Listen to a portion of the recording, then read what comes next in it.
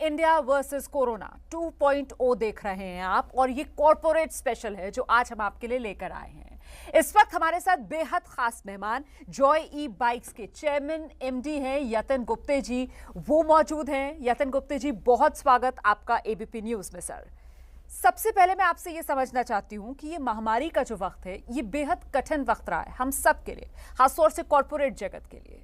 तो इस वक्त में आपने किस तरीके की चुनौतियों का सामना किया सर, और लॉकडाउन से जब देश गुजरा तो आपने कैसे संभाला खुद को? या बिल्कुल, कोरोना या लॉकडाउन का समय सभी के लिए काफ़ी चैलेंजिंग था।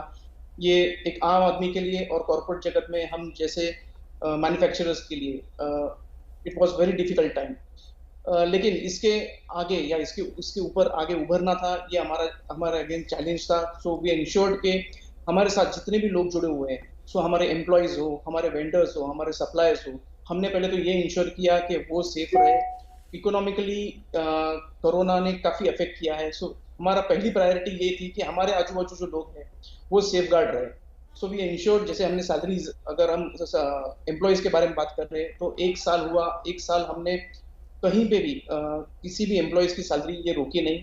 हमने इंटरनली हमारा एक टास्क फोर्स बनाया एचआर के साथ, एंड वी एंश्योर्ड कि वो हर एक मेंबर के घर पे विजिट करे और पता करे कि उनकी कोई रिक्वायरमेंट पर्सनल लेवल पे है कि नहीं। सो ये कोविड महामारी के दिन हमारा चैलेंज यही था कि हम हमारे आजू-बाजू जितने लोग या हमसे जुड़े हुए जितने लोग हैं या फैमिलीज़ हैं, ये सारे सेफ रहे, घर पे रहे, कोविड-19 के प्रोटोकॉल में रहे, और अगर कहीं कोई अफेक्टेड रहा है तो वी इंश्योर्ड के वो सारे खर्चे जो हॉस्पिटल के थे, हमारे एम्प्लॉइज या हमारे वेंडर्स या सप्लायर्स के, ये हमने हमारे ऊपर लिए। दूसरा सवाल ये सर, आपने बताया किस तरीके से आपने अपने एम्प्लॉयज़ का ख़ास तौर से ख्याल रखा। उनको मोटिवेटेड रखने के लिए भी क्या किसी तरीके का एंगेजमेंट उनके साथ लगातार कंपनी ने बनाए रखा?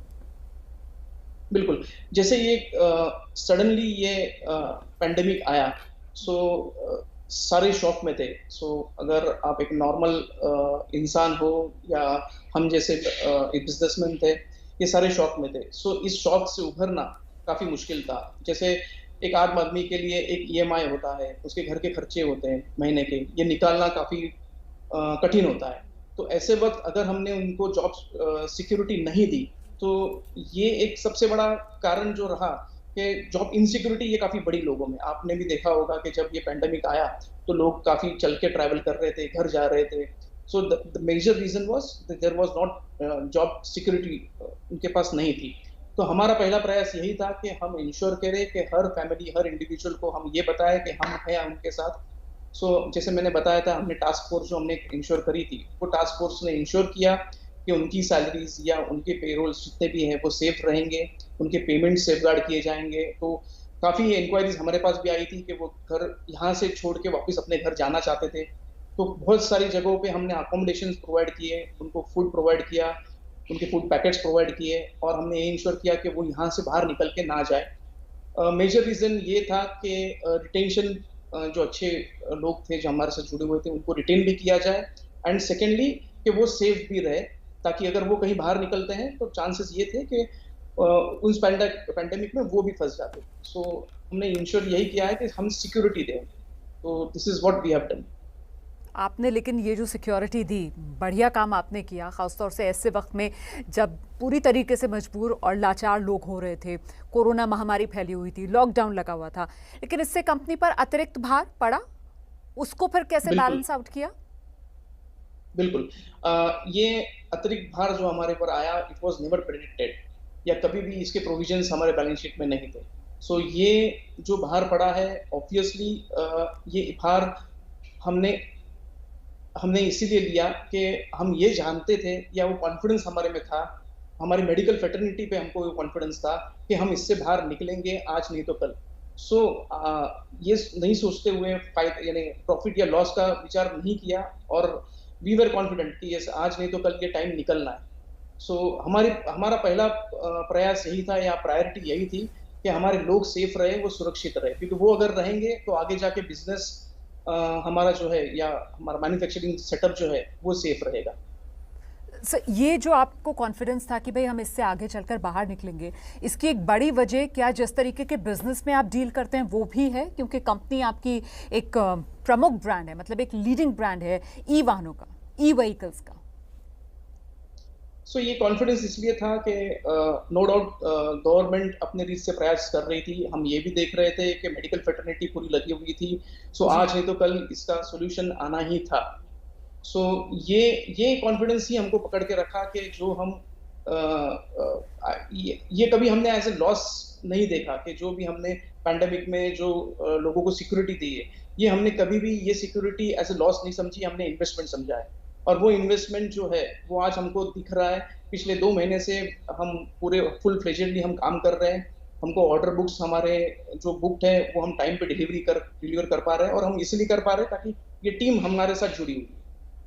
मैं दरअसल इसी पर आना चाह रही थी कि मतलब वो जो पैंडेमिक का वक्त था, वो जो लॉकडाउन लगे और उसके बाद आपने किस तरीके का बदलाव कंज्यूमर बिहेवियर में देखा, और कुल मिलाकर आप बता रहे हैं कि साहब आप कंपनी जो है वो बहुत बढ़िया तरीके से चले, 2 महीने से आप बता रहे हैं कि ऑर्डर बुक सारी भरी हुई हैं, तो ज़रा इस पर विस्तार से जानकारी दीजिए। यस, जैसे पैंडेमिक में आपने देखा कि लोगों को आज ये पता लगा है कि हाउ ऑक्सीजन का क्या इम्पोर्टेंस है।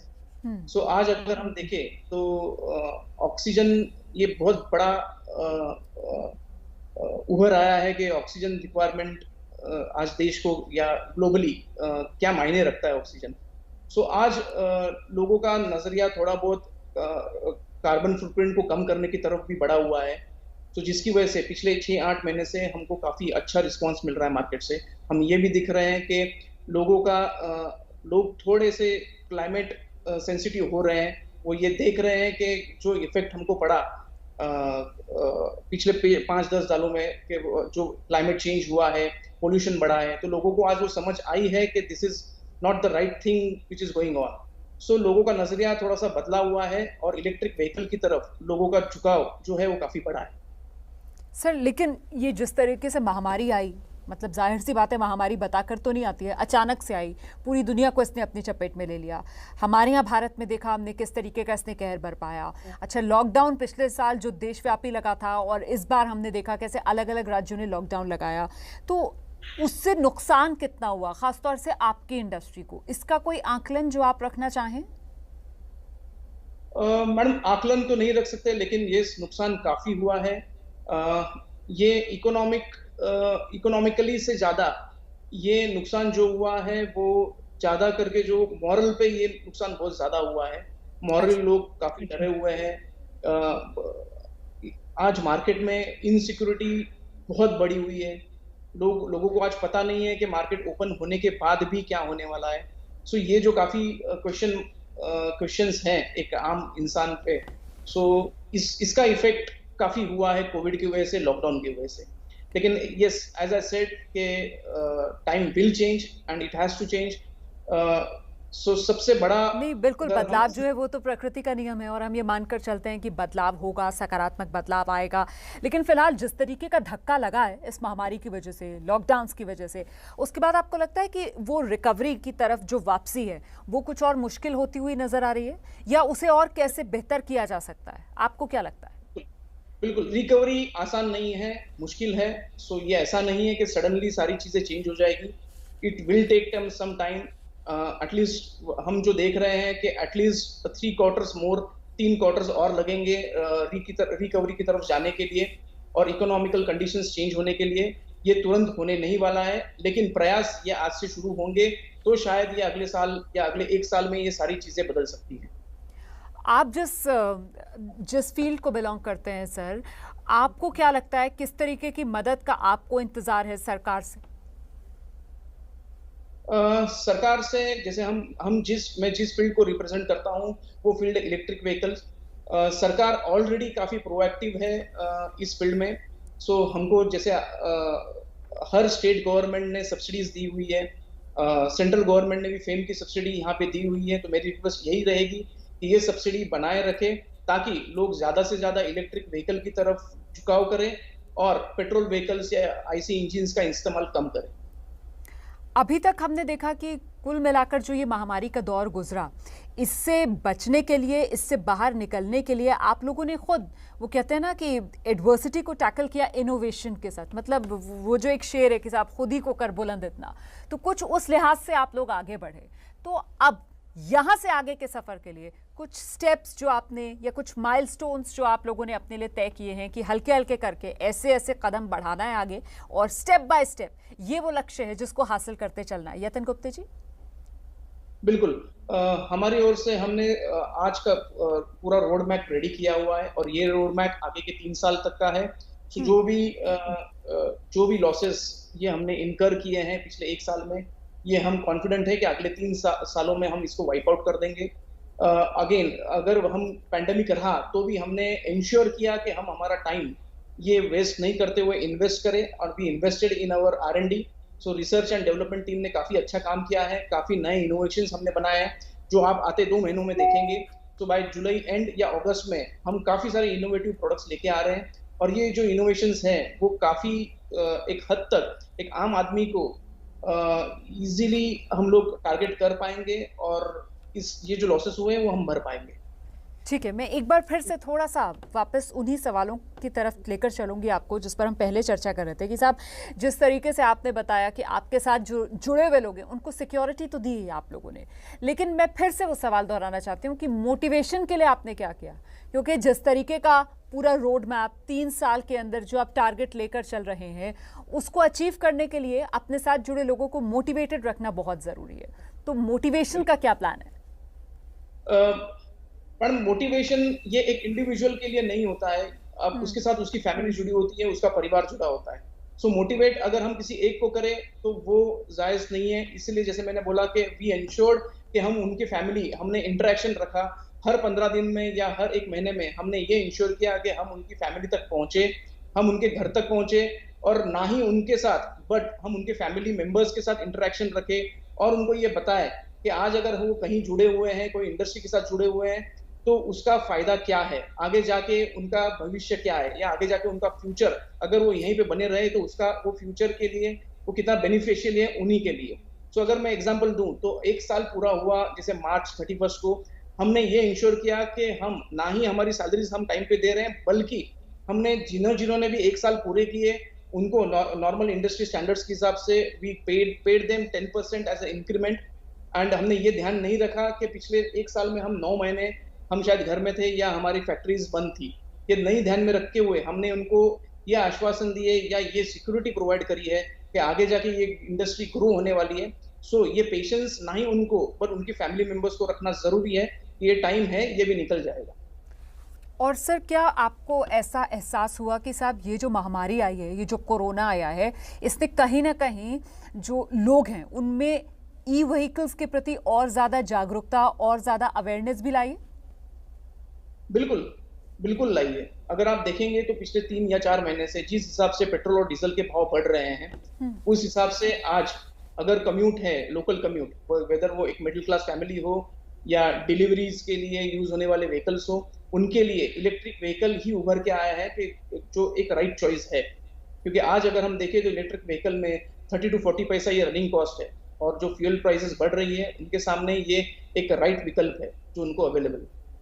अच्छा, एक सवाल मेरे मन में और था कि इस कोरोना काल में, महामारी के समय में जब लोग बेहद परेशानी के वक्त से गुजरे हैं, तो हमने देखा किस तरीके से अलग अलग कॉरपोरेट्स, अलग अलग कंपनियां, यहाँ तक कि इंडिविजुअल्स भी सामने आए और वो मदद करते हुए नजर आए। तो आपकी कंपनी का कोई ऐसा इनिशिएटिव जो आप साझा करना चाहें जिससे आप लोग आगे आए और समाज का भला किया आप लोगों ने? बिल्कुल, जैसे ये last year corona peak time पे था, हमने ये इंश्योर किया कि बड़ौदा डिस्ट्रिक्ट में बड़ौदा कलेक्टर और बीएमसी कमिश्नर्स के साथ हमने डिस्ट्रीब्यूशन किया था, हमने फूड पैकेज डिस्ट्रीब्यूट किए थे। हमने यही चीज़ खाली गुजरात या बड़ौदा में नहीं करी, यही चीज़ हमने महाराष्ट्र या जहाँ जहाँ हम प्रेजेंट थे, जहाँ जहाँ हमारे डीलर डिस्ट्रीब्यूटर्स थे, वहाँ पे ये एक्टिविटी हमने इंश्योर करी कि आसपास के लोग वहाँ पे कहीं भूखे कोई सोए ना, और हम हमारे रीच से या हमारे लेवल से हमने फूड पैकेज डिस्ट्रीब्यूशन या आयुर्वेदिक इम्यूनिटी बूस्टर किट्स ये हमने डिस्ट्रीब्यूशन किए। ठीक है, अब सर चलते चलते मुझे लगता है आपको दर्शकों को ये भी बताना चाहिए कि इस कोरोना महामारी के मुश्किल दौर में वो 3 ऐसी बड़ी लर्निंग्स जो आपकी रही, जो आपने समझा और सबक लिया। सो ये दौरान, इस काल के दौरान काफी सारे लर्निंग्स है, लेकिन जो टॉप 3 लर्निंग्स जो मैं बोल सकता हूँ वो यही है कि एक, first patience. So we need to keep patience.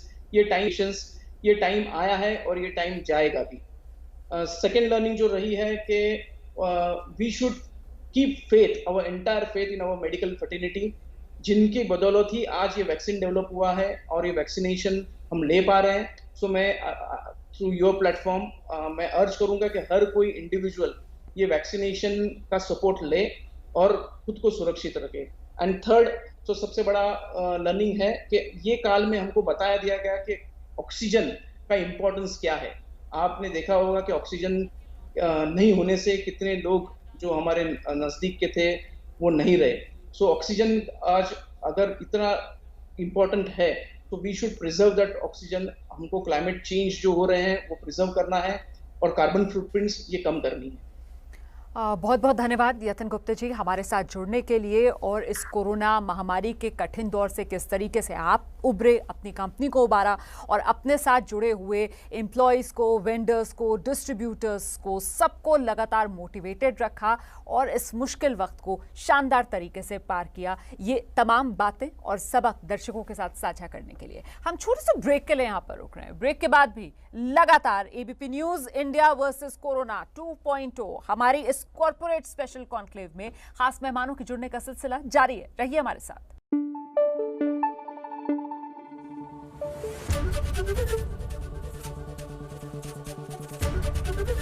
ABP news आपको रखे आगे।